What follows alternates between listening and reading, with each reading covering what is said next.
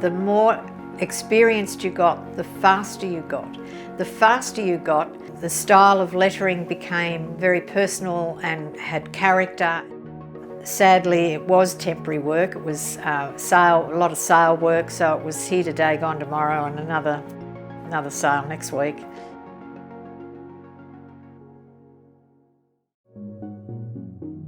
Well, I didn't like school because it was distracting to me. Most of the time I spent outside the classroom on detention, talking too much. I left school at 14 and 10 months, and my mother said, if you're going to leave school at that age, you have to go and do a TAFE course. It was called show card and ticket writing. I'd never heard of it, had no idea what it was about, but it turns out it was all about lettering. And I learnt Roman lettering, I learnt block lettering, which now called Helvetica, and I learnt the beautiful copperplate script lettering, all with a brush and with a nib and pen. So the word ticket writing now prefers to the more on-trend word of calligraphy. I really wanted to do something artistic and creative, and creating lettering really did it for me. And as far as sitting there day after day, year after year, I never ever felt like it was work.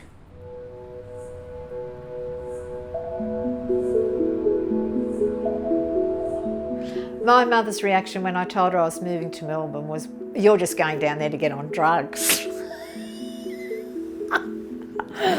Oh, wish couldn't have been further from the truth. My dad came with me to help me get accommodation, and then I started work at Myer Melbourne. It was pretty exciting. The studio was set up so that there was a high continuous easel like it was kind of set up like that. So a lot of guys on this side and a lot of guys on that side. And they used to talk to each other. They stood up and they'd be doing all the signage. And then there were 3 calligraphers that sat at a desk, and they did all the small signs like jewellery signs, and that's where my desk was. But I used to get up and go around to where all the big signs were being done and admire.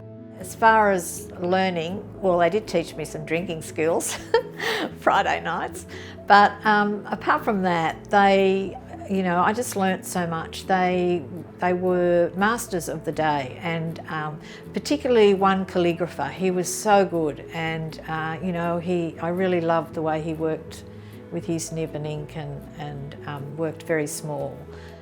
When I decided to leave Myer and move back to Sydney, they all one guy designed a beautiful card and they all signed it, and it was a caricature on the front and some just absolutely beautiful calligraphy inside. And yeah, it was a pretty sad day really, because in that short time, I'd learnt so much.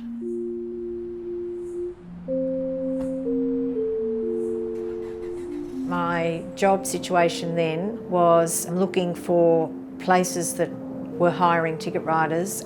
These department stores back then were big. They were big department stores, and the bigger the department store, the more ticket writers they had. I was working at the store that I'd come back to. One of the managers said that they needed an urgent sign for the window, so I was writing long sleeve shirts, $3.99, and I'd left the R out of shirts. And it went from me to the display guy to the window dresser, and it wasn't until a lady passing by, a customer came in and pointed it out. I nearly got the sack over that.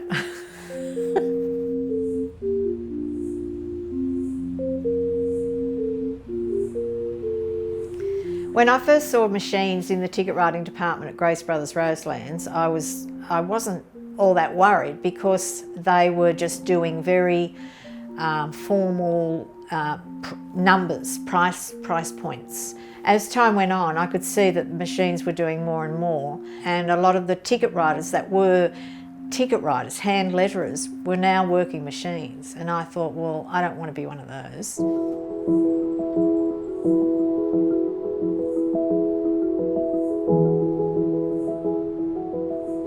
Developing a style, if you're a ticket writer and you're developing your style, it's very, very individual. No two ticket writers would be the same. And it got to the stage back in the days when my colleagues and peers, I could recognise their style. I could see their work and say, well, that's Anne's or that's Leonie's or whatever. My particular style, I think, was perfected with the speed. And so the faster I got, the freer I got, I guess, and I think that's where my style became well known. When I met Paul, I was working at Grace Brothers, Roselands, and we got married, and in 1974 we had our daughter. I decided to start my own business at Macquarie Centre. I was a new mum and the jobs were coming in. I had April in a bouncinet, bouncing the bouncinet with the right hand and ticket writing and sign writing with the left. Yeah, it was good. When we were getting a lot of screen printing work to do, Paul actually really loved it. Before that, he was a bookkeeper and accountant, but he really embraced it. And for the simple reason that when he did the screen printing, he could look at a poster and say, well, I did that.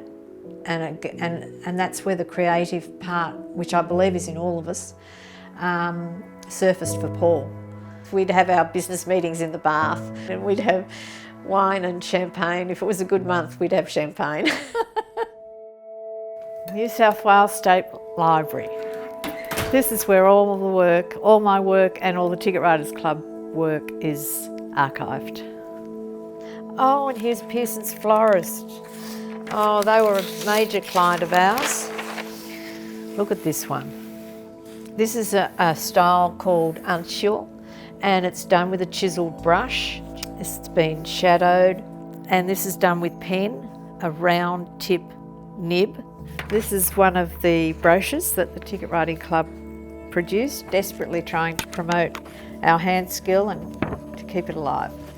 And people would, what issues are important to you, to keep signs, tickets done by hand.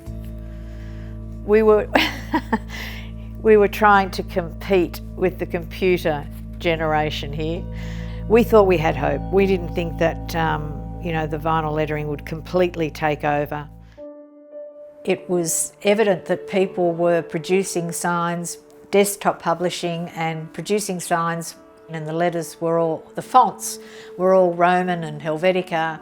Everything was very basic and formal, and it was on trend to have a sign done like that. So I started to write like that. I started to sign write the show cards in fonts, and the casual and the freehand lettering kind of went by the wayside then. For 30 years we ran our business, starting off under the name of Barbara Sign Shop and then going to Silverwater Signs. We sold the business in 2011 and he was happily retired. And yeah, sadly he passed away from cancer 4 years ago this January. Not too many couples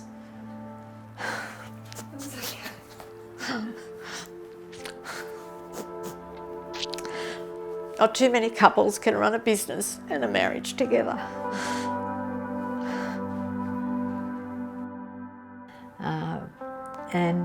And now we're all looking for ways of keeping the skill alive.